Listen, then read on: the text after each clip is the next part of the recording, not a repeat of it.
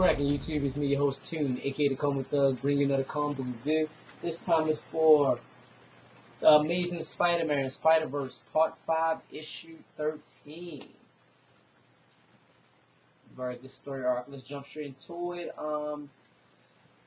We pick up. We're on Loom World, Earth 001, and all of the inheritors are together, and they're all begging. I mean, they're all groveling to their father because they all lost something. Like Jinx got his factory destroyed, the cloning factory destroyed. The twins, they talk about how they lost Silk. They let Silk get away. And even I forgot her name, but the other sister, they let her, she was about to say something too, but he basically just told them all shut up. So they was talking about how they got the Psychon. I still don't know if I'm pronouncing that right, but what the baby is, because it's three special ones: the baby, Silk, and Kane. That's the three ones they need. But they basically he basically said he's not mad at none of the children because they're gonna come get the baby. So they're gonna come to him. So then we go back to Earth 3145, and all the Spider-Men are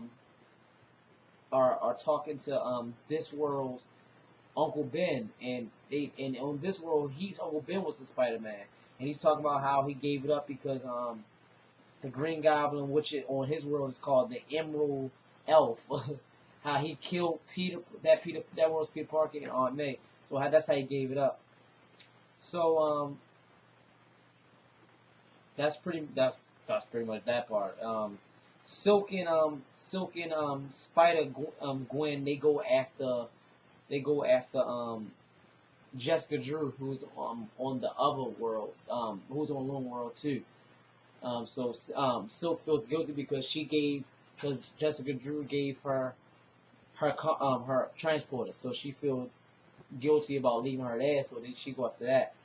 So after some back and forth with Superior Spider-Man, because he finally realized that this Peter Parker is not the past Peter Parker, but it's actually the future Peter Parker, like after him, because he said something that made him realize, like, oh, this means that I'm gonna lose. Like, if this is the future Peter Parker, then this means that Peter Parker's gonna take over back over the body. So that we go to Loom World, and we go back to Loom World, and they basically they show Silk and them fighting, Spider-Woman fighting off the pirates that was after Jessica Drew, and then we go to Earth 2, and it's basically a recap of the Scarlet Spider. They show how Kane is going. He's mad that Ben Reilly is dead. Spoiler if you didn't read Scarlet Spider's issue 3, I want to say, but don't mind my cat.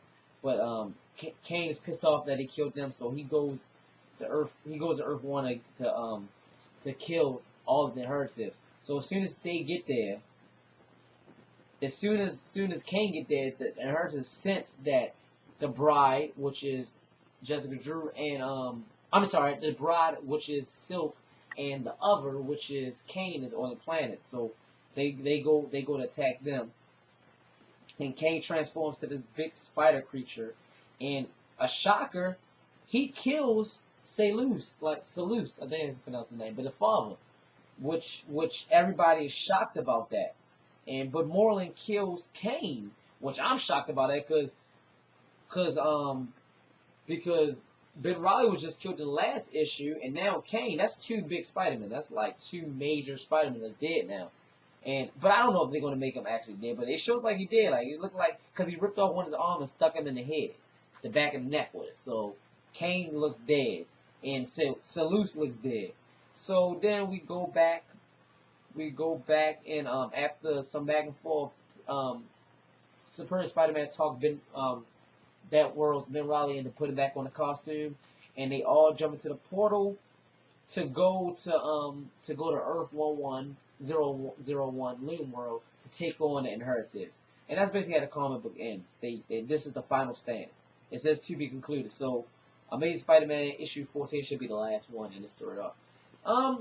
It was a good book. I mean, I like the Kane surprising about him dying and killing the father of the inheritance. So that was surprising, but it wasn't a bad book. I wish it was a little bit more action, but I think in this issue it basically was a recap issue about what happened in the tie-ins, or the Spider-Woman tie-in and Scarlet Spider's tie-in. That's all it was. So Amazing Spider-Man issue 14 is gonna conclude everything. So I hope it's an extra thick full size where like we have like a not just some dumb ending where all the Spider people go fight and whatever.